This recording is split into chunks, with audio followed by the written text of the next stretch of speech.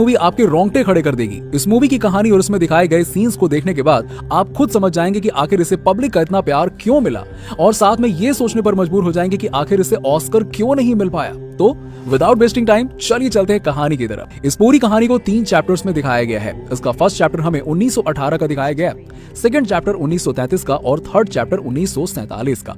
इस कहानी की शुरुआत में इसके लीड कैरेक्टर यानी कि सोहम शाह अपने बेटे को बताते हैं कि आज से सदियों पहले एक पूर्ति की देवी हुआ करती थी और उस पूर्ति की देवी के पास में अनाज और सोने का अपार भंडार था। जिस वक्त ब्रह्मांड का निर्माण हुआ उस वक्त पूर्ति की देवी ने अपनी कोख से 16 करोड़ देवी देवताओं को जन्म दिया, मगर उन सभी में उनका सबसे फेवरेट बच्चा था उनका पहला बच्चा, जिसका नाम था हस्तर। अब धीरे धीरे जब समय आगे बढ़ा तो हस्तर ने अपनी ही माँ यानी कि पूर्ति की देवी का सोना चुराने की कोशिश करी और वो इसमें कामयाब भी हो गया। फिर इसके बाद वो अनाज की तरफ बढ़ा, मगर वहां पर मौजूद बाकी सभी देवी देवताओं ने उसे नष्ट कर दिया और धूल के कणों में बांट दिया। इसके बाद आखिरी प्रहार से हस्तर का पूरा जीवन भी अंत होने वाला था, मगर तभी पूर्ति की देवी ने उसे बचा लिया। लेकिन उसे बचाने के पीछे पूर्ति की देवी की एक शर्त भी थी कि तुम्हें आज से कोई भी नहीं पूजेगा और साथ ही किसी भी पुस्तक और पुराणों में तुम्हारा कभी भी नाम नहीं लिया जाएगा। लेकिन कुछ समय पहले सोहम शाह यानी कि विनायक राव के पूर्वजों ने ही हस्तर का एक मंदिर बना दिया और उसे पूजने लगे। इस बात से सभी देवता काफी नाराज हो गए और उनका गुस्सा तुम्बाड़ पर बारिश बनकर बरसा। अब यहाँ पर एक लाइन बोली गई जो बार बार आपको इस मूवी में सुनने को मिलेगी कि हस्तर का श्राप हमारे लिए वरदान है। अब यहाँ पर ऐसा क्यों कहा गया, इसके बारे में आपको इस कहानी में आगे पता चलेगा।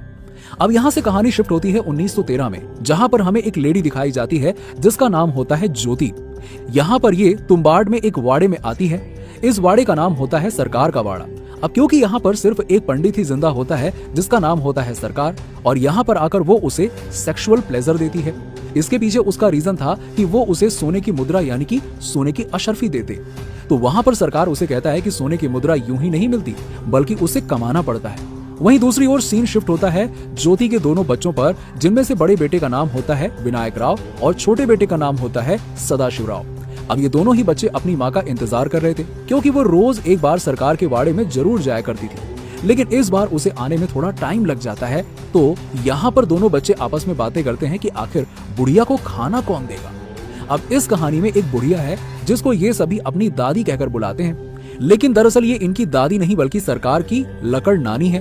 अब यहाँ पर मैं आपको एक छोटी सी बात एक्सप्लेन कर देता हूँ जो कि आप में से बहुत कम लोग जानते होंगे कि सबसे पहले होता बेटा, बाप, दादा, फिर होते हैं परदादा, उसके बाद सरदादा और उसके बाद में आते हैं लकड़ दादा। तो वही सेम मैटरनल साइड यानी कि माँ के परिवार में भी अलाउ होता है, यानी कि पोती, मम्मी, नानी, फिर होती है परनानी, उसके बाद सरनानी और उसके बाद में आती है लकड़ नानी।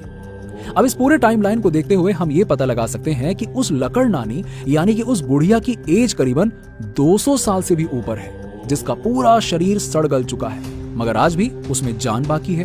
अब रात को सदाशिव अपनी माँ से पूछता है कि क्या आज आपको सोने की मुद्रा मिली। तब वहां पर उसकी माँ गुस्से से कहती है कि वो कमानी पड़ती है, यूं ही नहीं मिल जाती।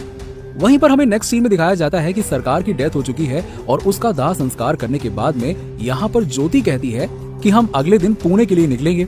अब जैसे कि ये कहानी दिखाई गई है तो इस वक्त मोटरसाइकिल और कारों का होना बहुत ही बड़ी बात हुआ करती थी, और इस गांव यानी कि तुम्बाड़ में ये सब कुछ नहीं था, जबकि पुणे में ये सब कुछ था।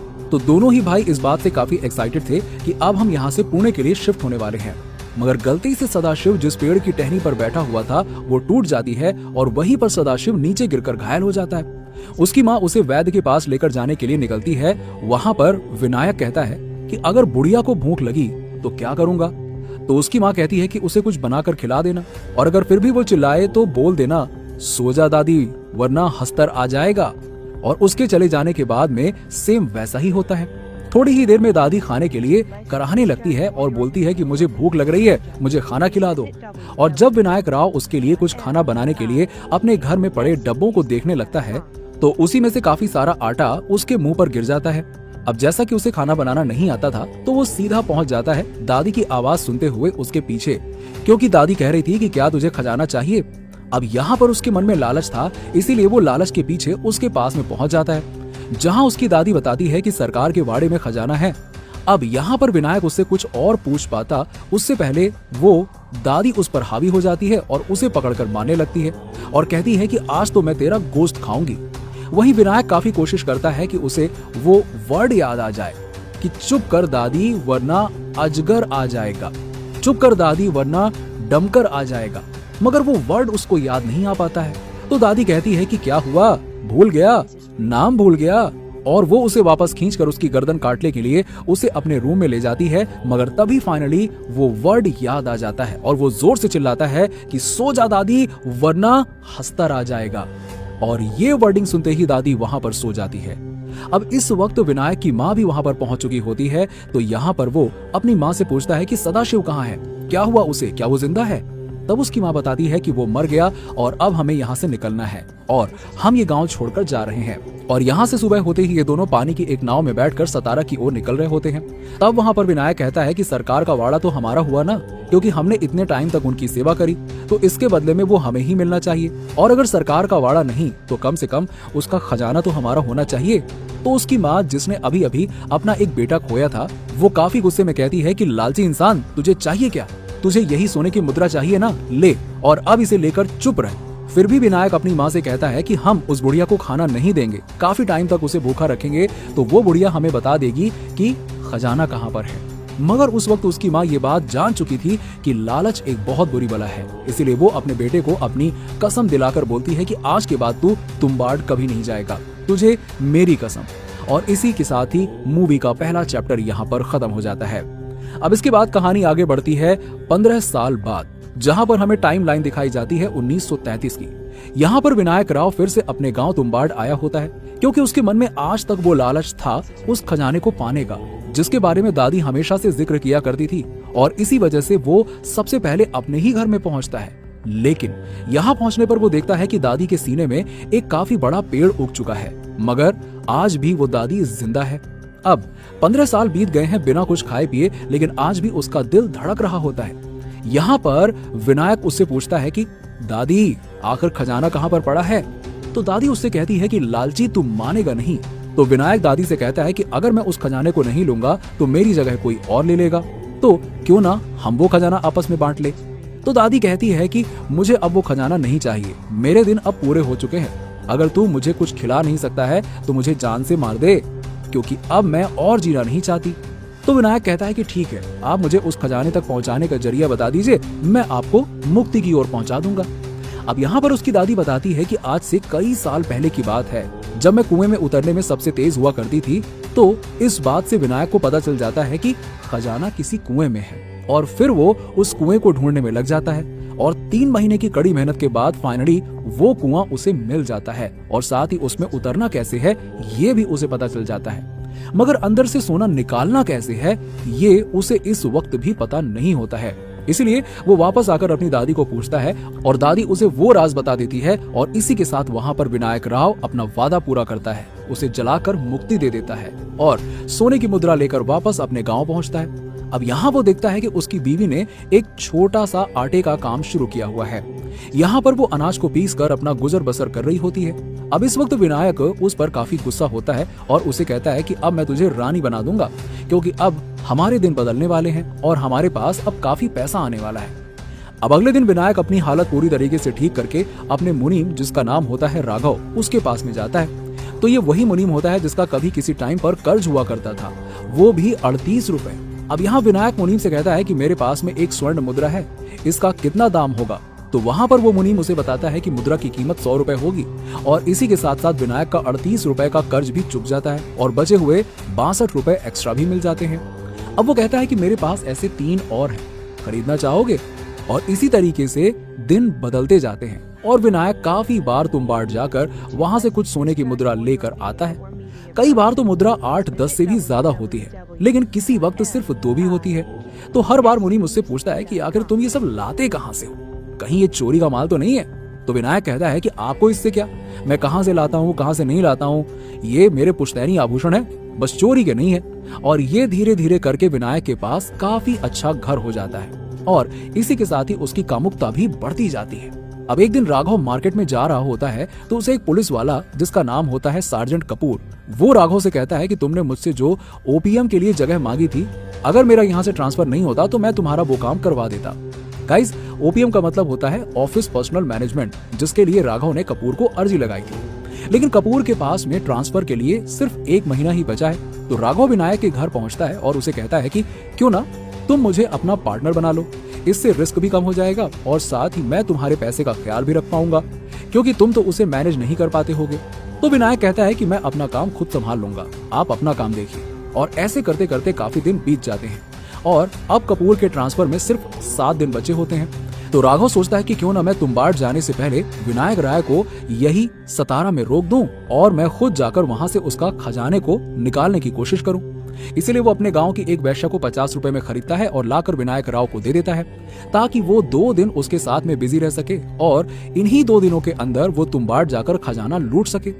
मगर रात को वो लड़की 100 रुपए के लालच में आकर विनायक राय को सब कुछ सच सच बता देती है कि यहाँ पर मुझे राघव ने तुम्हें 2 दिन तक रोकने के लिए भेजा है, जिससे कि इन्हीं 2 दिनों में वो खुद तुम्बाड़ जाकर उस खजाने की खोज कर सके। अब वहीं पर सीन शिफ्ट होता है तुम्बाड़ में, जहां पर अब राघव पहुंच चुका होता है और साथ ही विनायक राव भी वहां पर पहुंच चुका होता है। और यहाँ पर विनायक राव चालाकी दिखाते हुए खुद सब राज राघव को बताता है कि वो कब क्या कर रहा है और कहां जा रहा है, क्योंकि उसे पता होता है कि राघव उसके हर कदम पर नजर बनाए हुए है। तभी राघव देखता है कि विनायक एक छोटे से कुएं में उतरता है और वापस से कुछ सोने की मुद्राएं लेकर निकलता है। इसका मतलब ये था कि वो मुद्रा उस कुएं के अंदर ही थी। और वहां से विनायक के चले जाने के बाद में अब राघव भी उसी कुएं में उतरता है और उस कुएं के अंदर काफी लंबा रास्ता तय करने के बाद गहराई में जाकर वहां पर उसे एक बड़ा सा लोहे का ट्रंक मिलता है, जिसके ऊपर पूर्ति की देवी बनी होती है और उसमें काफी गहराई तक की एक रस्सी लटक रही होती है। काफी हिम्मत के साथ में राघव उस रस्सी की मदद से उसमें उतर जाता है और वहां उतरने के बाद में हमें दिखाया जाता है कि पूर्ति की देवी की कोख, जहां की दीवारें लाल कलर की होती हैं और साथ ही ऐसा महसूस होता है कि जैसे वहां पर कोई सांस ले रहा है। वहां पर लार्वा भी होता है जो कि राघव के शरीर पर लग चुका होता है। तभी उसकी नजर एक छोटे से डिब्बे पर पड़ती है, तो जब वो उसे खोलकर देखता है तो उसके अंदर एक आटे की गुड़िया मिलती है और जैसे ही अनाज की खुशबू हस्तर को आती है तो वहां पर वो अनाज के साथ साथ राघव को भी काट खा जाता है। और थोड़ी देर बाद में वहां पर विनायक भी पहुंचता है और देखता है कि जो हाल उसकी दादी का हुआ था वही हाल अब राघव का भी हो चुका है। मगर राघव ने किसी वक्त उसकी मदद करी थी जब उसे पैसों की जरूरत थी, इसीलिए वो उसे वहां उस दर्द में नहीं छोड़ पाता और उसको मुक्त कर देता है।